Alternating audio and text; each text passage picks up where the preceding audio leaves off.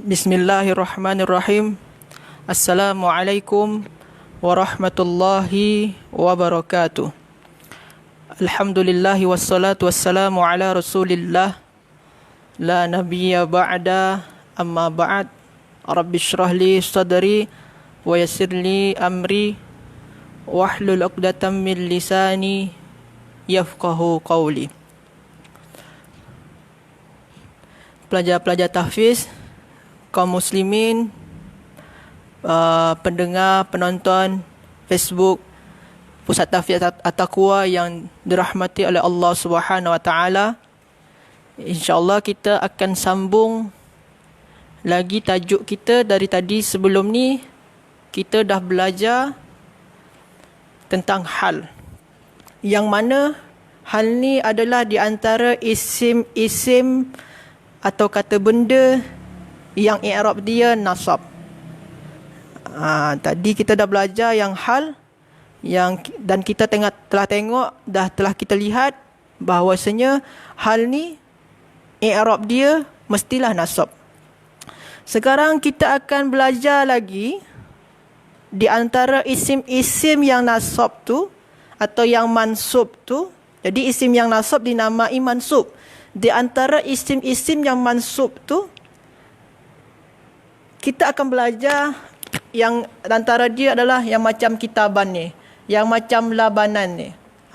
Jadi kedudukan dia sebagai apa di sini? Apakah sebagai maf'ulun bih ke? Atau dah kita belajar ni sebagai maf'ul min ajli ke? Tak. Yang ini tajuk yang baru lagi.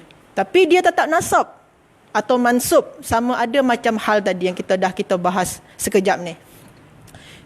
Baiklah, pelajar tahfiz yang dirahmati oleh Allah Subhanahu Wa Taala, kita tengok sekarang. Ini semua ni kitaban, labanan, wajahan, semua dia nasab. Malan, semua dia nasab. Qalban, ini semua dia nasab, nasbun atau mansub. Yang ini ni, yang lima-lima ni, isim yang mansub ni, disebabkan dia di dalam ayat-ayat ni dia sebagai, nama dia sebagai tamyiz. Tamyiz. Ni tamyiz. Jadi kalau antum buka yang level 4, boleh tengok nampak di sana tamyiz. Tamyiz ni muka surat 74 di buku Ustaz Samsul Ma'arif. Jadi tamyiz, yang lima-lima ni tamyiz.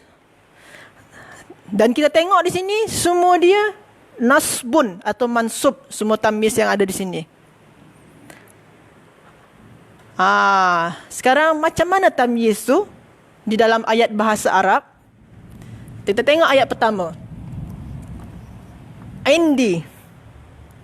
Indi ni kalau kita ingat balik level 2, di awal level 2 tu, kita akan nampak di sana kalau inda ada in atau lagi huruf jar, zorof. Inda tu kan zorof.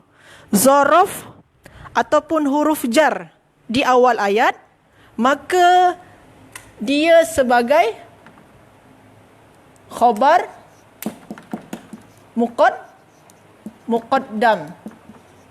Jadi kena ingat lagi, kalau isim di awal ayat, baru dia sebagai mubtada'. Kalau fi'il di awal ayat, sebagai fi'il dia. Kalau huruf jar dengan zorof di awal ayat, maka dia sebagai khabar muqaddam. Ni khabar muqaddam. Yang ya ni kata ganti nama sebagai mudhafun ilaih. Kalau ingat balik, cuba kita buka balik level 2. Di sana tu ada. Ni yang ya ni kata ganti nama, ni domir. Domir sini sebagai mudhafun ilaih. Mudhafun ilaihi. Ni khabar muqaddam ni. Indi. Yang mana mubtada' dia? Ada khabar, mesti ada mubtada'. Ada mubtada', ada khabar. Dia tak boleh pisah dia. Mana khabar dia? Yang ni khabar dia. Salasuna. Ni khabar dia. Ini khabar. Ini mubtada'. Ini mubtada' dia punya. Ni khabar, ni mubtada'. Mubtada' muakhar nama dia. Mubtada' yang diakhirkan. Mubtada' muakhar. Mim saja yang saya buat di sana. Nanti boleh pelajar-pelajar, mim tu makna dia mubtada'. Ni singkat dia, mim. Mubtada' muakhar. Khabar muqaddam, mubtada' muakhar. Mubtada' kan selalunya rafa'. Okey, kita buat sini rafa'. Tanda rafa' dia apa? Sini kita tengok ada waw. Tanda rafa' dia waw. Yang ini apa dia, nama dia? Ini mulhaq jamak muzakkar salim. Di sisi saya terdapat, sini ada kod terdapat. Selalunya kalau ada khabar muqaddam, selepas dia tu ada kod terdapat 30. Di sisi saya terdapat 30. Macam antum buat ayat dalam bahasa Malay lah. Di rumah saya terdapat sebuah bilik. Di dalam madrasah saya terdapat kelas yang cantik. Selepas terdapat tu sebagai mubtada' muakhar dia. Kalau kita terjemahkan. Di sini terdapat. Yang selepas terdapat ni sebagai mubtada' muakhar dia. Di sisi saya terdapat 30. Inilah fungsi daripada tamyiz tu. 30. Apa dia yang 30 tu? Apa dia? Di sini ada kod apa dia. Apa dia. Apa dia. Macam tu. Apa dia? Apa dia yang 30? Pasti kita bertanya-tanya kan. Apa dia yang 30? Benda tu apa dia yang 30? Zat dia apa yang 30 tu? Di sisi saya terdapat 30. Apa dia yang 30? Kitab. 30 kitab atau 30 buku. Yang buku inilah sebagai tamyiz. Tamyiz, i'rab dia selalu nasab macam yang kita belajar tadi. Tanda nasab dia apa? Fathah. Kenapa fathah? Sebabkan dia isim mufrad. Jadi yang kitaban ni dia sebagai tamyiz. Sama dia macam hal tadi. Mesti nasab dia. Jadi tamyiz ni selalu nasab. Kod dia apa? Apa dia? Di sisi saya terdapat 30. Apa dia 30? Kitab. 30 kitab. Jadi kalau pelajar-pelajar semua dan atau pendengar semua, angka daripada 11 sampai 99, selepas dia tu tamyiz. Contoh dia, ishruna sayyaratan. 20 kereta. Indi khamsuna qalaman. Saya mempunyai 50 pen. Jadi selepas daripada angka-angka number yang dari 11 sampai 99, selepas dia jadi tamyiz. Contoh lagi yang lain, wahid wa ishruna kitaban. Jadi selepas angka-angka tu, kita selepas dia tu benda tu jadi tamyiz dia. Dan tamyiz selalunya mestilah nasab. Ini yang pertama. Apa dia? Jadi kita mesti ingat kalau kod dia, apa dia. Yang kedua, kalau kita belum faham lagi, kita tengok yang ayat yang kedua. InsyaAllah, semoga Allah mudahkan nak fahamkan. Syaribtu. Syaribtu, fi'il ke isim? Kalau di atas ni kan khabar dengan mubtada', jumlah ismiyah. Kalau sini ke fi'il ke isim yang di awal ni? Yang di sini ni syaribtu. Syaribtu. Kalau ada belajar di rumah, ada tengok-tengok kitab, tahu tu insya-Allah.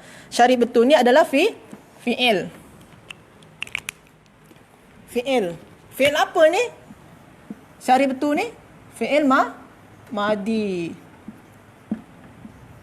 Jangan buat pula mubtada' sini. Fi'il madi. Fi'il madi. Fi'il madi mabni ala apa sini? Tengok di lamul fi'il dia. Mabni ala sukun. Makna dia telah minum. Macam kita cakap sebelum ni, kalau ada fi'il, ada kata kerja, mesti kita buat soalan selepas tu. Siapa yang berbuat tu? Kalau sini minum, siapa yang minum? Telah minum. Fi'il madi kan telah. Telah minum. Siapa yang telah minum? Sini ada tu. Tu ni makna dia saya. Yang kata ganti nama ni atau domir ni, dia lah sebagai fa'il. Jadi selepas fi'il, cari fa'il, pelaku. Selepas perbuatan, cari pelaku dia siapa. Cari fa'il dia. Telah minum siapa? Saya. Minum kan fi'il muta'addi. Kalau ada belajar sorof, dia ada fi'il muta'addi, ada fi'il lazim. Muta'addi ni yang perlukan objek, mangsa, maf'ulun bih. Kalau lazim, tak payah dia pakai maf'ulun bih. Tak payah dia pakai objek. Kalau syarib tu minum, mestilah ada yang diminumkan. Mesti ada objek dia, mesti ada mangsa dia. Telah minum siapa? Saya. Akan. Kod dia kalau maf'ulun bih kan akan. Akan. Gelas. Ni sebagai maf'ulun bih. Maf'ulun bih nasab. Kalau kita kan dah belajar maf'ulun bih nasab. Tanda nasab dia fathah. Kenapa fathah? Isim mufrad. Telah minum siapa? Saya akan gelas. Cawan. Saya dah minum cawan. Lepas kita terfikir-fikir. Apa dia maksud dia, cawan tu? Sini ni. Satu cawan. Laban ni apa makna dia? Laban susu. Yang ini sebagai tamyiz dia. Tamyiz. Tamyiz i'rab dia nasab. Satu cawan susu. Jadi tamyiz tu dia menjelaskan takaran apa ni? Satu cawan atau satu pinggan atau satu takaran dia. Jadi tamyiz ini guna dia untuk menjelaskan takaran yang sini ni.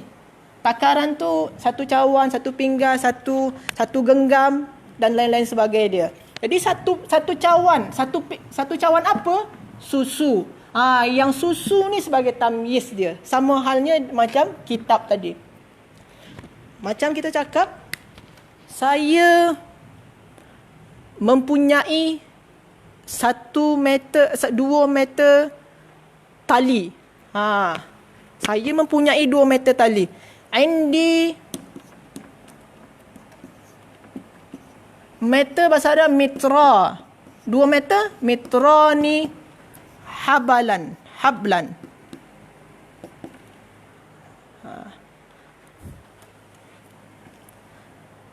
Yang sini ni pun sebagai tamyiz dia. Sebab dia menjelaskan meter sebelum ni. Jadi kalau terjumpa antum meter, mitroni atau gram, takaran-takaran tu, semua bilangan-bilangan tu, selepas dia jadi tamyiz.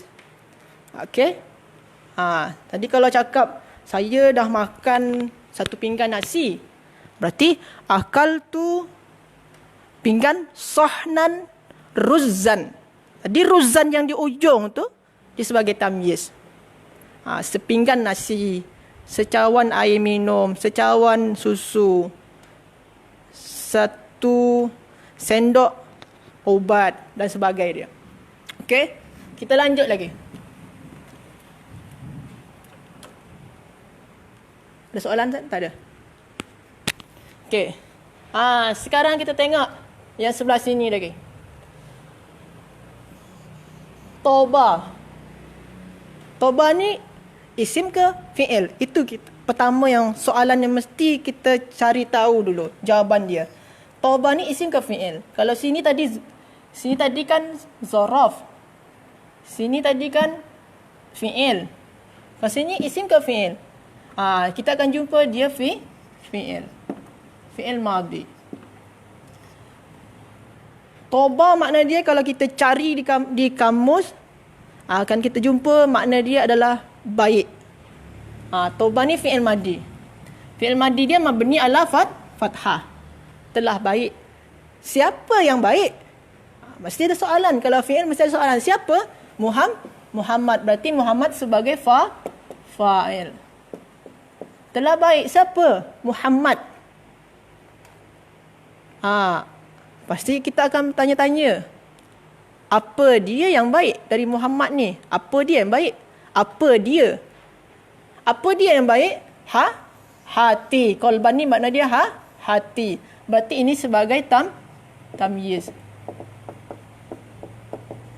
Sini ada kod apa dia. Sama halnya macam yang ni tadi. Apa dia? Telah baik Muhammad. Apa dia? Hati. Hati dia yang baik. Jadi hati ini dinisbahkan, dirujukkan kepada Muhammad dia. Dirujukkan atau dinisbahkan kepada Muhammad. Telah baik. Telah baik siapa? Muhammad. Apa dia yang baik? Hati dia yang baik. Telah baik tempat tu. Apa dia yang baik? Contoh dia, udara dia yang baik, suasana dia yang baik dan sebagainya. Itu tamyiz. Telah baik siapa? Muhammad. Apa dia? Hatinya. Atau telah baik Muhammad. Apa dia? Akhlaknya, khuluqan. Telah baik Muhammad. Apa dia? Contoh baju dia, thauban dan sebagainya. Dinisbatkan kepada Muhammad. Ni tamyiz. Tengok yang sebelah sini. Hasan. Ini isim ke fi'il? Itu mesti kita cari dulu. Tadi sini zaraf. Sini fi'il. Sini fi'il. Sini isim. Hasan kan nama orang, isim. Isim di awal ayat, maka dia sebagai mubtada. Mim kita buat sana, mubtada. Mubtada mestilah i'rab dia rafa. Tanda rafa dia dhamma. Kalau dia mubtada, mesti kita cari khabar dia, pasangan dia. Mana khabar dia punya? Ni khabar dia. Aksaru min Khalidin malan. Ni khabar dia. Aksar. Ni khabar. Khabar di sini ni i'rab dia rafa, tanda rafa dia. Tanda rafa dia dhammah. Sini sini rafa. Tanda rafa dia dhammah. Yang ini ni kalau antum ingat balik, aktsaru ni adalah di antara isim ghair munsharif. Dia tak boleh tanwin. Sebab tu sini bukan aktsarun dia, bukan. Aktsaru saja. Sebab dia isim munsharif. Aktsaru.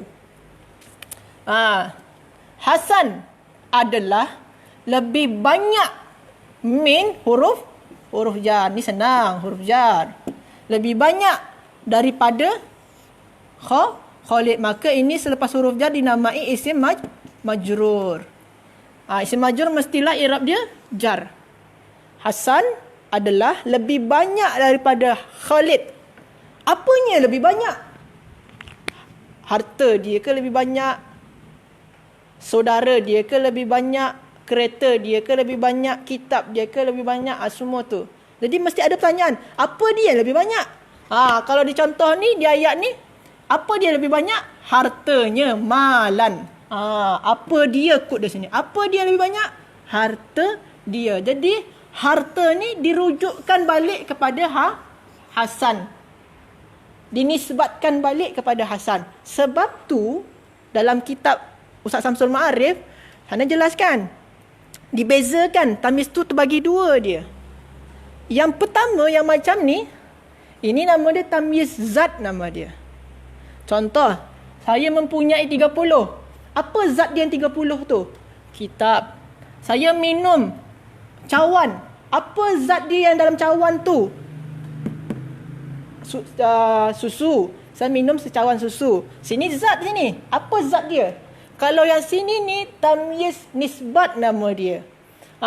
Telah baik siapa? Muhammad. Apa dia? Hatinya. Hati ni dinisbatkan kepada Muhammad.